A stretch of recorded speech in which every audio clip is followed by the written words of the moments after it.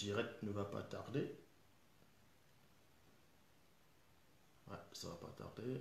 Il y a déjà une personne connectée.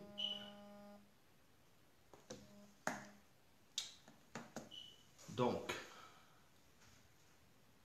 salutations à tous ceux qui se connectent.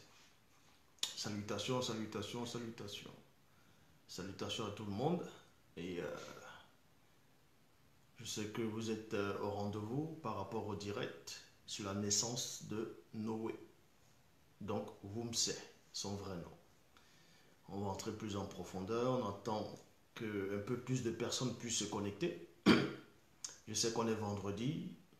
Ah, Bekekedi, Tawata, Ruth, Barlou, Myriam, Sonja.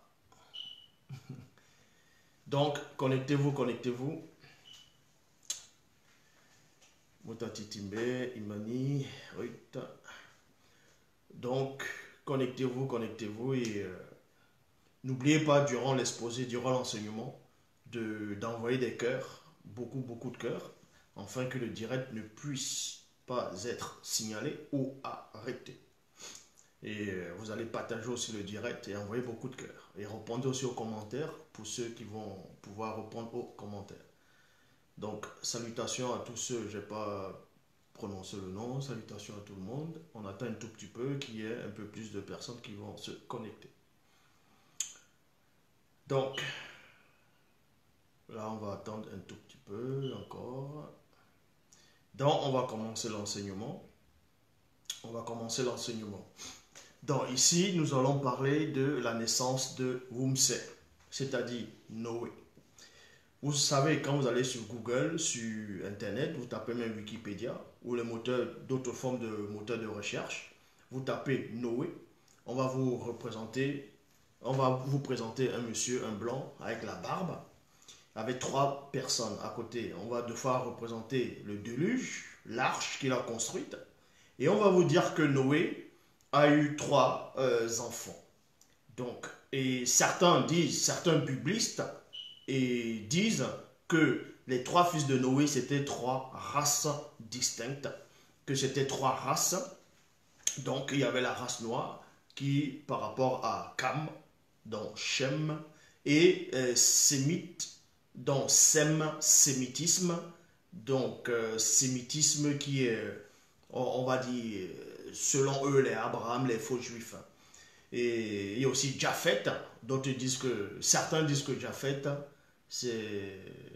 en gros, c'est la race asiatique. Et je dis ici, ce sont des barlivernes. Parce que même dans les Bibles actuelles classiques, il est dit dans Jean 3,11, nous disons ce que nous savons et l'on rend témoignage de ce qu'on a vu, donc de ce qu'on a pénétré en profondeur. Ici, on va entrer dans les sphères de la révélation. Comme j'ai toujours dit tantôt, la révélation, c'est révéler l'action. Beaucoup de personnes sont juste victimes de leur propre ignorance, sont juste victimes de la confusion intellectuelle, mentale, spirituelle et morale de beaucoup de personnes, de ceux qui viennent expressément égarer des gens qui ne sont pas assis dans les Écritures. Donc ici, avant de parler de la naissance de Womse, c'est-à-dire de ce que dans les Bibles classiques on va nommer Noé, il faut d'abord savoir à quelle époque ça a eu lieu. Le lieu, c'est très important. Écoutez attentivement, le lieu, c'est très important. Le lieu est vraiment très important. Le lieu est très important. Donc, on va d'abord essayer de déterminer le lieu. Et je vais donner quelques références. Vous pouvez peut-être vérifier aussi les références que je vais donner par rapport au lieu. Parce qu'il n'est pas, comme certaines personnes disent dans des débats, dans des discussions, ils vont dire « Ah, ce que tu dis n'est pas catholique. » Parce que pour eux, catholique, c'est quelque chose qui est saint. Ou bien ta parole n'est pas la parole de l'évangile. Mais l'évangile qui veut dire bonne nouvelle, mais bonne nouvelle par rapport à qui et où on se place pour savoir que ça, c'est une bonne nouvelle ou pas. Un bandit, quand un autre bandit vient parler à un bandit en lui disant « Tiens, il y a un magasin là on doit aller voler dans ce magasin là. On va aller voler dans ce magasin. Et le propriétaire n'est pas là. Mais c'est une bonne nouvelle pour les bandits. Donc tout dépend où on se place. Ici, on va aller tout doucement, on va mettre les choses à leur place. Donc, premièrement, Noé qui veut dire Wumse. Noé, son vrai nom, c'est Wumse. C'est un nom africain, en gros, Wasséen. Et Noé, c'est un nom Douala. Donc, et je dis encore ouvertement ici, Noé, c'était un ancêtre, un patriarche très important, un initié en chef, et il venait du peuple Douala, ancien. Donc, quand vous lisez dans les Bibles actuelles classiques, on vous dit qu'après le déluge, l'arche de Noé s'est arrêtée sur le mont Ararat. S'est arrêtée sur le mont Ararat. Selon les biblistes, selon les écrits, selon ce qu'on a essayé de vous raconter, d'expliquer, de plagier, de mentir, on vous dit que l'arche de Noé s'est arrêtée sur le mont Ararat. Et maintenant, quand vous tapez le mont Ararat, on va vous expliquer, d'autres vont dire que c'est en Turquie, d'autres vont essayer, toujours est-il que le mont Ararat, selon l'histoire que eux-mêmes ils vont écrire, selon l'emplacement géographique qu'ils vont placer ce mont-là, ne se trouve pas en Afrique. Or, il y a des versions des Bibles actuelles classiques qui confirment que l'histoire de Noé, donc l'arche de Noé, s'est bel et bien posée à un endroit, mais sauf que les autres, ce qu'on appelle continents, n'existaient pas encore. Est-ce que vous comprenez? Les autres continents n'existaient pas encore. Donc il n'y avait pas l'Océanie, il n'y avait pas l'Europe, il n'y avait pas l'Amérique, il n'y avait pas l'Asie.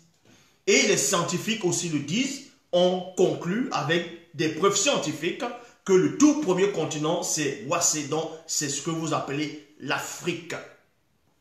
Et même selon quelques versions, comme je dis, il y a une version de la Bible de l'épée, on vous dit que dans Genèse 11, que l'Éternel est descendu sous forme de Melchisédek, il a fracassé la face du continent, et non des continents, mais du continent. Parce que dans Genèse chapitre 11, dans plusieurs versions, on vous apprend que c'est à partir de Genèse 11 que la terre a été fracassée en petits fragments. Et ça a donné la naissance des continents, en gros des bouts de terre que eux ils vont nommer continents. Or, avant ça, le déluge a bel et bien eu lieu avant Genèse 11, donc avant le grand cataclysme. Ce qui veut dire que l'âge de Noé, de celui qu'on va appeler Noé, même le Noé biblique ou l'histoire du Noé biblique, n'a pas pu se poser sur une montagne nommée Ararat. Parce que cette montagne-là n'était pas dans un pays en Afrique, c'était dans un autre continent qui n'existait même pas encore au temps de Noé. Ça s'appelle l'usurpation, ça s'appelle la tricherie, l'anti-vérité, l'anti-phrase. Donc, l'histoire du patriarche Wumse biblique a été pris dans les tablettes sumériennes. Et on sait que dans la Sumérie, dans la Mésopotamie antique, ça, on l'avait démontré déjà, c'était dans l'Afrique. C'est toujours en Afrique. Dans Babylone, la Mésopotamie antique, c'était bel et bien en Afrique. Donc, l'histoire du vrai Wumse, c'est bel et bien déroulé en Afrique.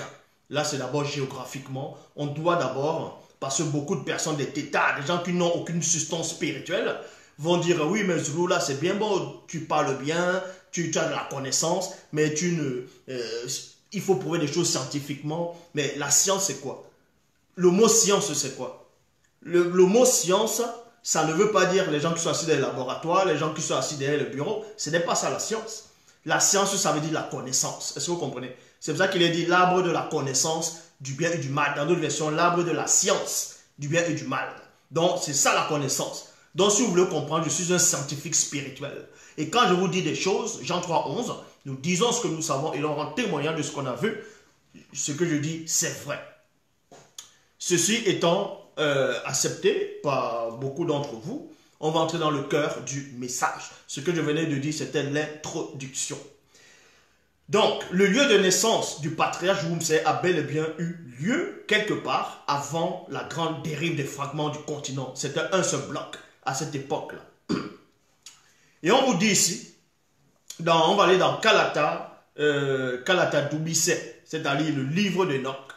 Kalata Doubisse, voilà, il est sorti. Vous pouvez, vous allez dans les éditions Zoula 100.com, la version originale du livre d'Enoch, donc c'est-à-dire de Doubisse, ou bien d'autrement dit Doubisse. Donc Doubisse, la vraie version du livre d'Enoch, pas les versions, parce que certains vont poser la question de savoir est-ce que la version d'Enoch c'était, est-ce que la vraie version d'Enoch c'est on va dire slave ou bien hébraïque, hébreu ou bien éthiopienne, la version éthiopienne. Non. Puisque Wumse, non, pas Wumse, Doubisse a bel et bien existé avant que l'Éthiopie ne soit là. Doubisse a bien existé, a bien été manifesté dans le visible avant que Noé lui-même ne puisse naître. Donc, la version authentique du livre d'Enoch n'est pas hébraïque, n'est pas, on va dire slave ou bien ce qu'ils vont dire, n'est pas hébraïque, n'est pas éthiopienne. Voici la vraie version de Wumse, c'est-à-dire de Doubisse, le vrai livre d'Enoch. Toutes ses paroles, son expérience, tous les noms, en gros, ici on donne même le nom des anges déchus. Une grande partie d'anges déchus qui ont couché avec les femmes sur la terre. On va nommer même, on donne même le nom des entités qui sont venues voir Enoch, qui sont venues le rendre visite. Bref, on dévoile ici des choses que vous n'allez voir c'est-à-dire dans aucun document, dans aucun livre, nulle part ailleurs. Donc ici, on va pénétrer dans la révélation. Dans Kalata Doubisse, chapitre 1, versets 540 à 556, on vous apprend qu'après ces révélations hors du commun, il y a virgule. Ça veut dire quoi? Parce que Doubisse, qui était un ancêtre très avancé spirituellement, a vécu bien avant le déluge, bien avant le grand cataclysme, donc bien avant Genèse 11, bien avant Genèse 6, ainsi de suite. Il a reçu une expérience spirituelle, il est sorti de son corps, il a vu des choses, il a vu le passé, il a vu le présent, il a vu l'avenir, donc le futur, il a vu des temps, l'espace-temps, il a vu des dimensions, il a vu des réalités que beaucoup de personnes ne peuvent pénétrer, ne peuvent concevoir. Et parmi ces réalités-là, Doubisse a vu la naissance de Wumse, d'Enoch. C'est pour cela que le Vatican, ou bien l'Église romaine, a refusé catégoriquement de mettre quelques versions, ou bien même les versions trafiquées, des livres d'Enoch dans le canon. Parce que quand vous lisez même les livres d'Enoch, on va dire même trafiqués, vous allez comprendre que non seulement ça met en cause l'existence de ce Jésus-Christ-là, de Jésus de Nazareth, je dis bien toutes les versions des livres d'Enoch, même apocryphes, mettent en doute la naissance de Jésus-Christ, de Jésus de Nazareth, donc contredit la Bible. Je répète, toutes les versions des livres d'Enoch actuels contredisent la Bible actuelle, toutes les Bibles classiques. C'est en cela où ils ont décidé, ils ont décrété qu'ils ne vont pas le mettre dans les canons. Donc, dans le livre d'Enoch, on parle de la naissance de Melchisedec, la naissance de Noé, mais il y a des versions trafiquées où on vous fait croire que Noé était un albinos. Il veut faire croire, mais mal écrit néanmoins, que Noé était albinos. Et il y a des Mongols qui reprennent cela sans comprendre l'essence même de la spiritualité ancestrale et pour venir raconter des hérésies. Or, celui qu'on appelle Doubisse, qui veut dire baptisé et en même temps initié, c'est ça le vrai nom d'Enoch, a bel et bien vu la naissance de l'un de ses petits-fils. Parce que Wumse, donc, qu'on va appeler Enoch, était l'arrière-grand-père de Wumse, donc de Noé. Et il va raconter les circonstances de la naissance de Noé qu'ils ont omis de mettre dans les Bibles actuelles classiques pour que vous ne sachiez pas votre véritable identité. Je répète, dans Kalata Doubisse, dans le livre de Enoch, chapitre 1, verset 540 à 556, il est dit, après ces révélations hors du commun, dit Bangane et Bidiedi, donc Biedi, Biedi et Dibangane, c'est deux entités, deux êtres de lumière qui sont descendus, qui se sont manifestés dans le passé, qui est le présent de Doubissé. Donc, ils sont manifestés, ils l'ont pris, ils sont partis avec lui dans le grand ordre des choses, dans le monde spirituel, dans le non visible. Et là-bas, comme j'ai dit, il a vu des expériences hautement spirituelles. Et parmi ces expériences, ce qu'on va décrire aujourd'hui, c'est la naissance de Wumse, comment ça s'est passé. Donc, après ces révélations hors du commun, Dibangane et Biedi me transportèrent encore dans une autre réalité. Dans une autre réalité, point virgule, ce fut dans le futur du visible de mon fils Mouketi. Mouketi. Donc, Mouketi, c'est qui? Dans les Bibles classiques, on le connaît sous le nom de Methuselah. Son vrai nom, c'est Mouketi. Donc, le fils de Doubissé, c'était Mouketi. Et il a vu le futur de son fils. Avant que ce futur ne se manifeste dans le visible, lui néanmoins, là où il était, il a néanmoins vu le futur de son fils quand son fils était grand. Il a vu son fils quand son fils était grand et comment son fils a eu un enfant plus tard. Et il raconte cela dans son livre. Et voici ce qu'il dit. Après ces révélations hors du commun, Dibangane et Biedi me transportèrent encore dans une autre réalité. Ce fut dans le futur du visible. Et oui, parce qu'il y a le futur du non visible, il y a le futur du visible. De mon fils Mouketi. Dans ce futur, il y a virgule, mon fils Mouketi avait un fils du nom de Motangum. Motangum. Donc Motangum. Ngum qui veut dire la force. Qui veut aussi dire, Ngum veut dire la force ou la puissance. On peut aussi dire la force et la puissance, toujours dans la langue douala, Nginya ou bien Ngoudi. Donc ici c'est Motangum.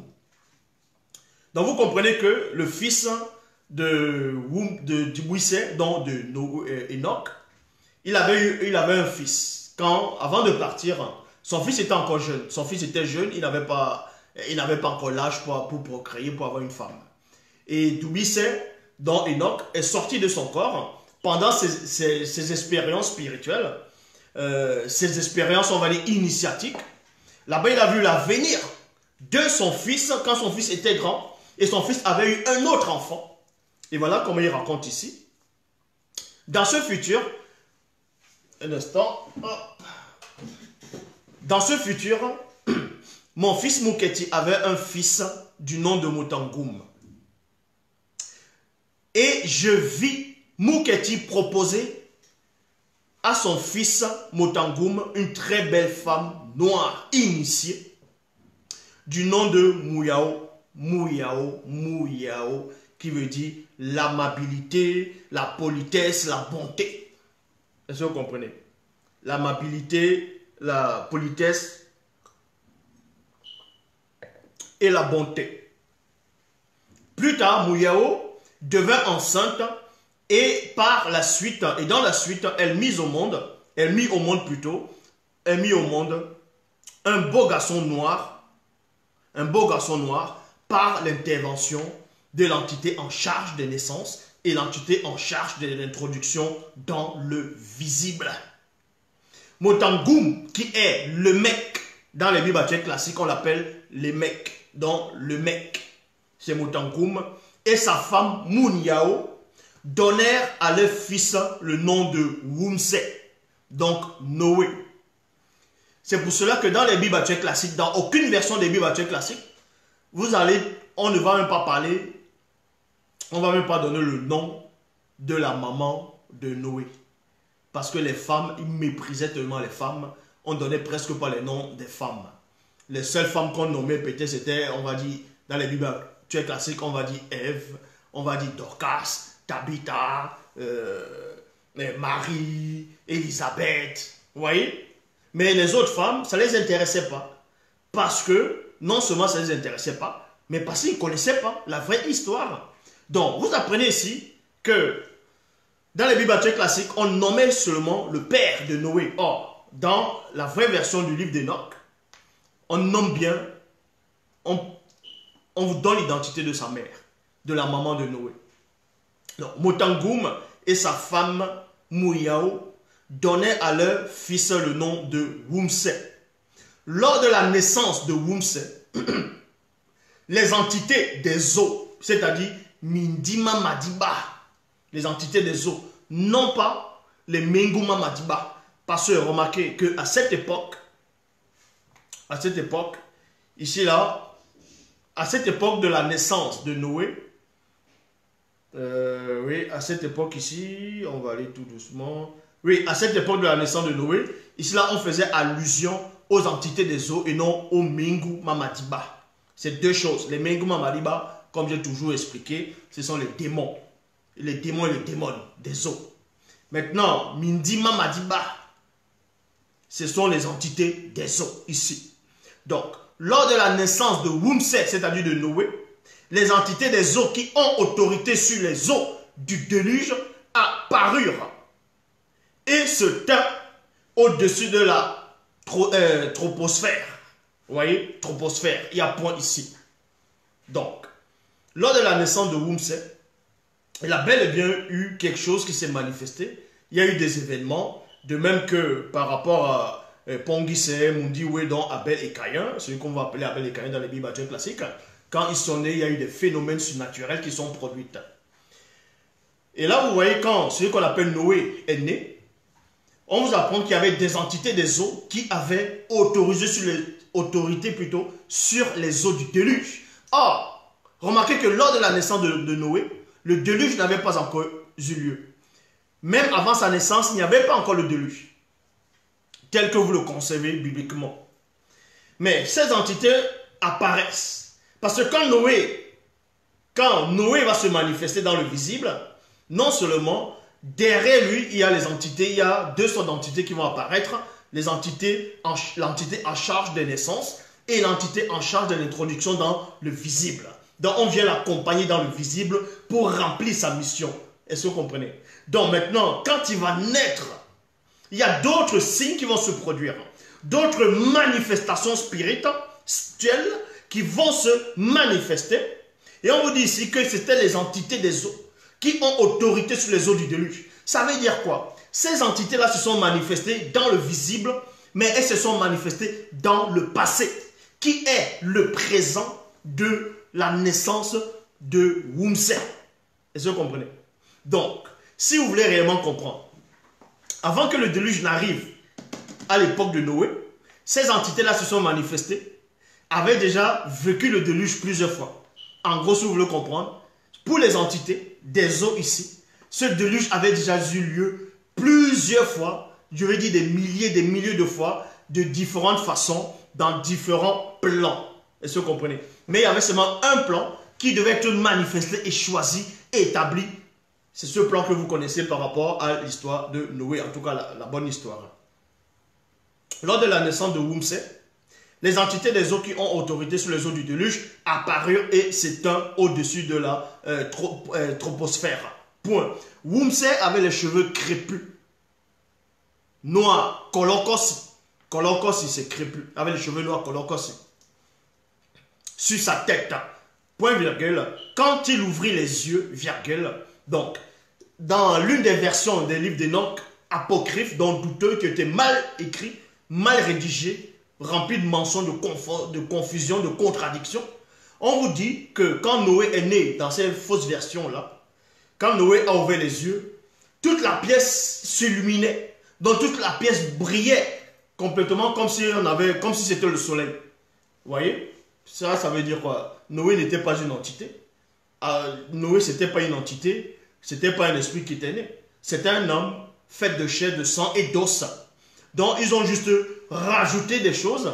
Ils ont rajouté des balivernes sur la naissance de Noé pour étouffer l'affaire, pour faire croire autre chose.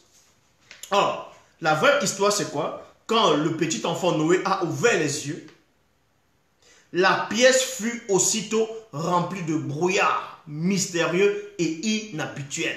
Ceci est logique. Pourquoi? Parce que les entités des eaux avaient déjà fait leur apparition.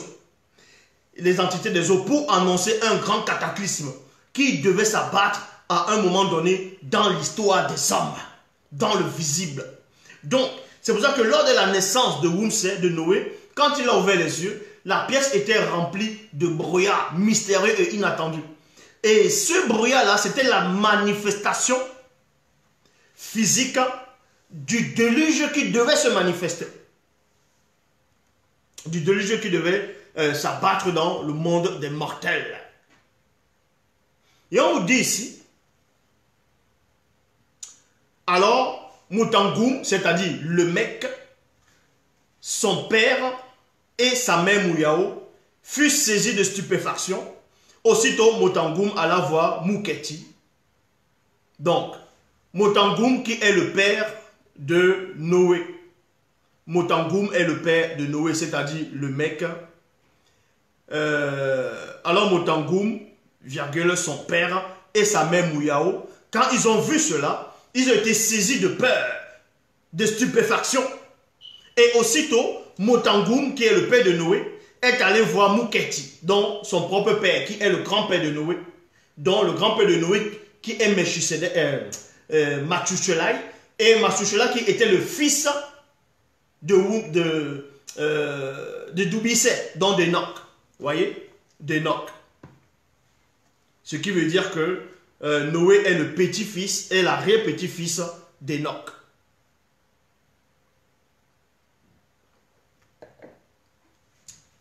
Donc, le père de Noé, la mère de Noé, c'était des Noirs. C'était des Noirs. Est-ce que vous comprenez? C'était des Noirs. Et à cette époque, lors de la naissance de Noé, il n'y avait pas encore comment on appelle ça? Il n'y avait pas encore la grande hybridation. C'est-à-dire les autres races, que ce soit blanches ou sans mêlée, n'étaient pas encore sur la terre. Voilà ce qu'ils vous ont caché. Ils ont fait croire que Noé c'était un albinos. Et ils vont décider que Enoch c'était un blanc. Ils vont tout changer. Alors qu'eux-mêmes, ils savent que selon même la géographie, ça les rattrape. Selon même l'histoire, les fouilles archéologiques même démontrent le contraire. Qu'à cette époque, le mont Ararat, c'est-à-dire le continent de l'Europe, n'existait pas. C'était un seul blanc. Donc, Mutangoum, qui est le père de Noé, donc qui est le mec, et sa femme, Mouyao, furent saisis de stupéfaction. Aussitôt, Mutangoum alla voir Mouketi, qui est son propre père, et l'informa de tout ce qui était arrivé. Mutangoum dit à Mouketi, son père, mon père, je pressens en mon esprit que cette manifestation mystérieuse serait un signe d'un grand désastre. Qu'un grand désastre plutôt va s'abattre sur la terre. Parce que c'était des initiés, c'était des gens qui avaient un esprit de discernement très élevé, c'était des gens qui avaient percé ce que vous ne pouvez percer. Ce que ceux qui se disent pasteur, révérend, bishop, apôtre, diacre, prophétesse, qui n'ont aucune connaissance, aucune substance, ne peuvent pénétrer. Donc les ancêtres ici, les patriarches, pouvaient discerner l'aspect, pouvaient savoir que quelque chose va se manifester, quelque chose d'inhabituel. Donc, le père de Noé dit à son propre père que non, l'affaire-ci, mon père, je pressens en mon esprit et non dans mon corps et non dans mon âme. C'est l'esprit, parce que c'était des gens qui étaient avancés spirituellement et ils vivaient spirituellement. Je pressens en mon esprit que cette manifestation mystérieuse serait un signe d'un grand désastre qui va s'abattre sur la terre. Il y a point. Alors Mouketi répondit à son fils Mutangoum. Donc Mouketi maintenant, qui est le fils de Doubissé, c'est-à-dire d'Enoch, va dire maintenant à son fils, à lui. Alors Mouketi répondit à son fils Mutangoum et lui dit, Mutangoum, mon fils, t'étais par son verbe, a permis par la manifestation, de l'acte spectaculaire, donc extraordinaire, surprenant, impressionnant, étourdissant, émotionnant. qui est incontestable et inévitable. Ça veut dire quoi? Le grand-père de Noé, avant même que Noé ne soit né, avant même que le fils, avant même que le père de Noé, le grand-père de Noé, lui, savait déjà qu'un grand cataclysme allait s'abattre sur la terre, que le déluge allait arriver sur la terre. Et qui lui a donné cette information? Si ce n'est son propre père. Donc, Enoch, d'Oubissé. Son propre père d'Oubissé. Voilà pourquoi il dit ici, un grand malheur, c'est-à-dire désastre, lui, un grand cataclysme va surgir sur la terre. Telle est la révélation que j'avais reçue de mon père d'Oubissé, c'est-à-dire de mon père Enoch, de mon père d'Oubissé, en compagnie de ma mère et mes frères et sœurs, après qu'il ait réintégré plutôt son corps physique au retour de son déplacement dans le monde spirituel. Il y a point ici. La question maintenant est de savoir pourquoi le fils de Enoch n'avait pas dit ça à son propre fils quand son propre fils a grandi, que voici ce qui va se passer plus tard. Non, parce qu'il y avait des choses qu'on devait demeurer cachées. On doit sceller certaines révélations. Parce que si on vous dit choses, si on vous disait tout, ça pouvait modifier votre avenir. Ça pouvait modifier, on va dire, votre destin, votre destinée. Bon, destinée, maintenant, c'est pas tout le monde qui a le destin, ça j'avais expliqué. Maintenant, il dit ici, et cet enfant, Wumsé, dans Noé, sera très important et influent. Il aura aussi une grande responsabilité à l'époque du grand cataclysme qui va s'abattre sur la terre. Du grand cataclysme qui va s'abattre sur la terre. Voilà ce que le grand-père de Noé disait au père de Noé. Donc, on avait déjà prophétisé. Avant que Noé n'arrive, on avait déjà prophétisé sur lui. Sur ce qu'il devait faire. C'est en cela où quand il vient dans le visible, son nom, on avait déjà nommé son nom. Donc, on n'a pas inventé un nom comme ça. Comme maintenant, on trouve n'importe quel nom, on donne les noms bizarres aux gens.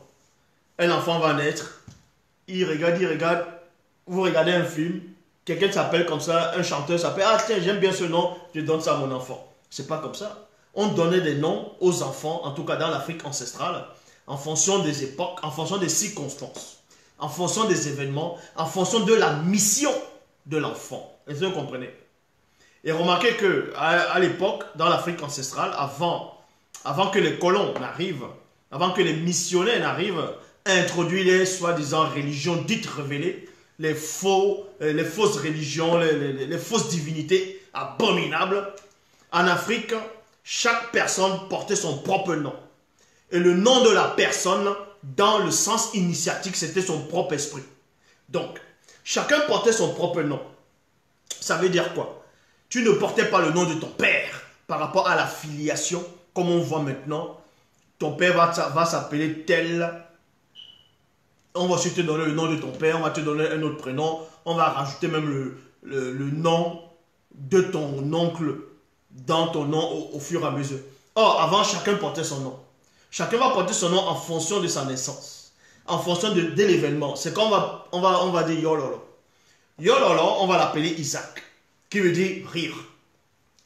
Mais, au moment où on a annoncé la naissance d'Isaac, sa maman, elle a ri. Sa maman, elle riait. Vu que sa maman, elle a rigolé, son fils devait porter ce nom-là. Son fils Isaac, c'est-à-dire Yololo, a porté le nom de rire. Maintenant, pourquoi il a porté ce nom de rire? Et on voit que quand lui, Isaac, plus tard, il a eu des enfants, Benenyodita et Tindi, donc Esau et Jacob. Jacob s'est joué. Selon les Bibles actuelles classiques, il s'est joué d'eux. Donc, ici, on n'est pas là pour parler de la descendance ou bien des esprits familiers. Donc, cet enfant Wumsé, donc qui est Noé, on avait déjà prophétisé sur lui. de la manifestation du déluge, de ce qui allait arriver. Le grand-père de Noé et l'arrière-grand-père de Noé étaient déjà informés de ça. Si vous voulez comprendre, celui qu'on appelle Moto et celle qu'on appelle Muto étaient informés de ça aussi. Et oui, Moto et Muto étaient informés de ça. Avaient déjà tout vu, la fin du monde, de tout, lors de les déplacements. Mais ici, on n'est pas en train de parler de Moto et de Muto. On vous apprend qui était Noé. Parce que quand on tape Noé, on le représente de différentes manières. On va parler de ses fils, on va dire la malédiction de Cham, de Cam, de Canaan. Et les gens ne comprennent pas. Eux aussi se fâchent. Ils disent, ils ne comprennent pas, vous acceptez des balivernes. Il faut d'abord rétablir l'ordre établi. Donc, maintenant, on vous dit que moi, Doubissé, donc moi, Enoch, je vis encore Mouketi dire à son fils Motangoum, Motangoum, mon fils, voici le livre de Doubissé, dont Enoch, mon père. Quant à Oumse, donc quant à Noé, ne lui révèle pas le contenu de ce livre, virgule, ni à tes autres enfants qui naîtront plus tard de peur de changer le futur. Voici ce qui s'est passé. Donc, Doubissé, qui est Enoch, va écrire le livre par rapport à l'expérience, à tout ce qu'il a vu dans le grand temps des choses, à tout ce qu'il a vu et appris. Donc, il descend, il enseigne ses enfants, il va enseigner ses enfants au fur et à mesure. Il va enseigner ses enfants, il va les initier. Il va initier sa femme, ses enfants. Et il dit maintenant à l'un de ses fils que de ne pas montrer le contenu de ce livre-là à ses enfants. À ses enfants. Ni à Oumse plus tard, il va le dire ici. De peur que tout ce qui est marqué là, les concernant eux, puissent modifier les futurs. Puissent modifier les futurs. C'est pour ça que il y a des choses qu'on ne permet pas que vous puissiez savoir. C'est pour ça qu'il est dit, mon juste vivra par la foi. Bon, pas seulement la foi, les œuvres aussi. Heureux ceux qui croient sans avoir vu. Mais sache néanmoins que dans un temps connu, certains hauts dignitaires issus de notre race noire seront informés de l'existence du contenu de ce livre. Vous voyez, de ce livre. Et plusieurs d'entre eux le réécriront. Et ces écrits seront des copies, point virgule. Cela arrivera bien longtemps après le grand cataclysme. Donc, bien longtemps après le grand cataclysme, ils ont commencé à réécrire. Ils ont commencé à réécrire l'histoire de Noé. L'histoire d'Enoch. Bien longtemps après le grand cataclysme, ils ont commencé à écrire l'histoire d'Enoch. D'abord en Afrique. Donc, dans la Babylone antique, la Mésopotamie, ils ont l'histoire de Gilgamesh. On parle du déluge de Gilgamesh, ainsi de suite. Ils ont commencé à réécrire. Ils ont mis les noms des déesses, des démons, qu'on veut appeler des déesses, ainsi de suite. Ils ont dit que les hommes faisaient trop de bruit. Et puis les dieux ont décidé de détruire les hommes sur la terre. Et les faux juifs ont repris l'histoire. Ils ont créé l'histoire de Noé biblique dans les Bibles actuelles classiques que vous connaissez. Donc il y a eu plusieurs épopées, plusieurs civilisations, plusieurs récits de déluge en fonction des pays, en fonction des civilisations et des époques. Mais la vraie époque, c'est là. L'origine même du déluge. Le déluge initial, c'est dans ce livre. Vous voyez, avec les vrais noms qu'on donne, on donne le nom des entités, des anges déchus. On explique tout en détail, en profondeur. Tout est expliqué. Comment Satan a fait pour chuter. Pourquoi il a chuté. Les noms des anges déchus, on explique tout en profondeur, les noms des anges dessus, quelques anges dessus, une grande partie, les chefs qui sont accouplés avec les femmes sur terre. Tout est expliqué dans le livre d'Enoch. Dans la vraie version en tout cas. Et vu que ça ne les arrangeait pas, ils ont embrouillé, fait des copies. Ils ont fait croire que Enoch parlait de Jésus-Christ. Que Enoch parlait de Jésus qui devait venir avec ses myriades d'anges. Et on va reprendre ça dans le livre de Jude, dans les Bibles actuelles classiques, où on dit, c'est aussi eux qu'Enoch a prophétisé à ces termes, que Enoch a prophétisé sur Jésus-Christ. Alors que quand vous lisez toutes les versions des livres d'Enoch, ça contredit même la Bible. Toutes les versions des livres d'Enoch contredisent la Bible. Est-ce que vous comprenez? Je répète, toutes les versions du livre d'Enoch contredisent les Bibles actuelles classiques.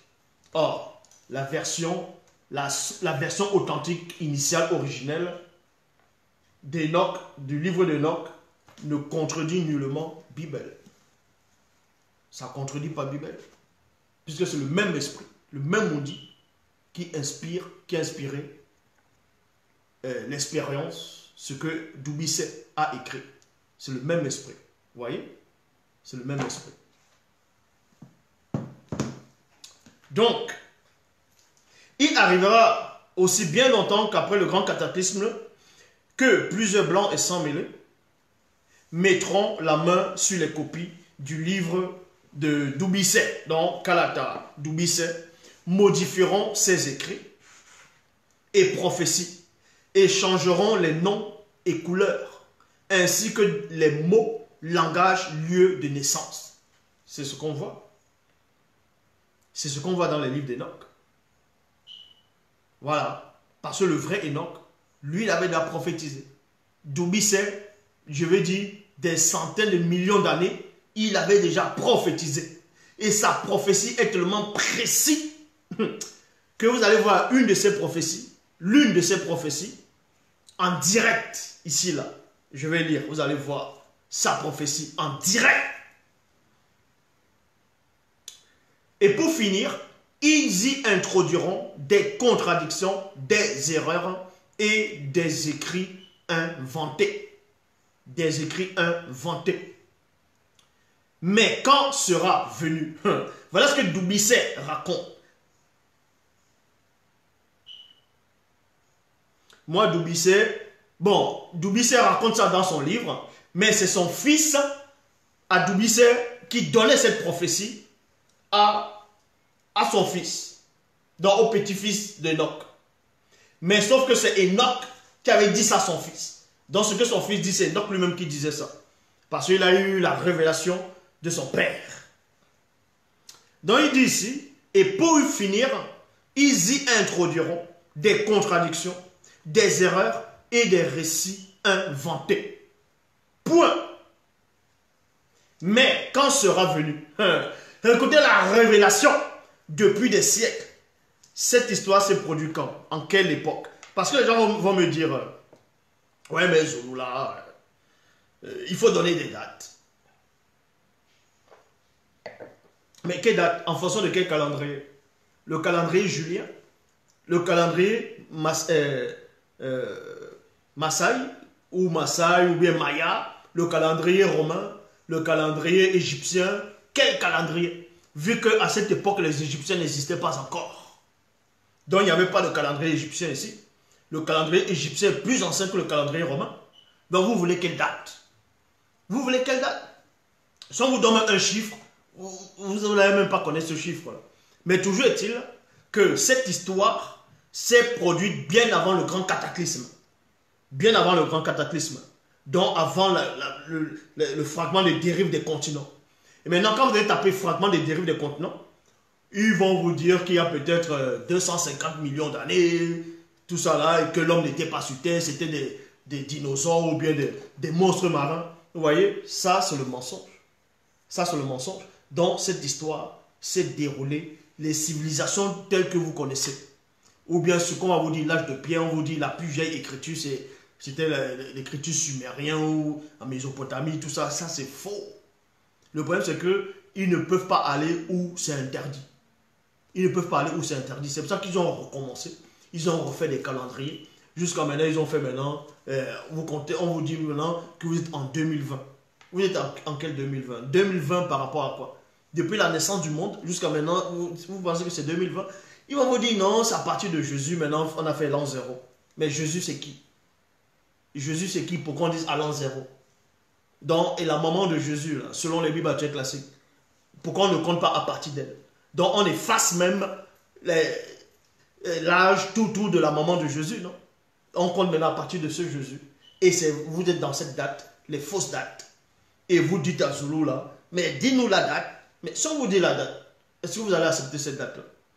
Donc je répète, l'histoire, la prophétie s'est réalisée bien des siècles. Il y a plus de 10 000 ans, il y a plus de 20 000 ans que cette prophétie a été donnée. Et regardez comment ça se réalise devant vos yeux. Voilà ce que Enoch écrit dans son livre. Et c'est son fils qui racontait ça à son fils. Il dit, pour y finir, ils y introduiront des contradictions, des erreurs et des récits inventés. Mais, virgule, mais, des siècles, plus de 2000 ans, plus de 3000 ans, plus de 10 000 ans, plus de 20 000 ans en arrière. Il pèse la vision. Parce que il avait l'esprit d'un Tempéda Mundi. Il pénètre dans la révélation. Il voit, il traverse à travers les civilisations, à travers les époques.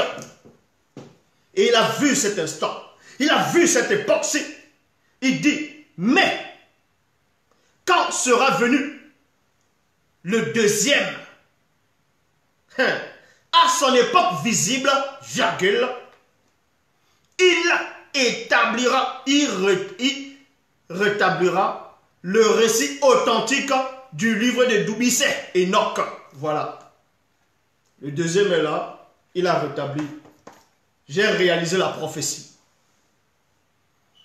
Qui parmi vous, dans le monde entier, peut se prétendre d'avoir réalisé une prophétie?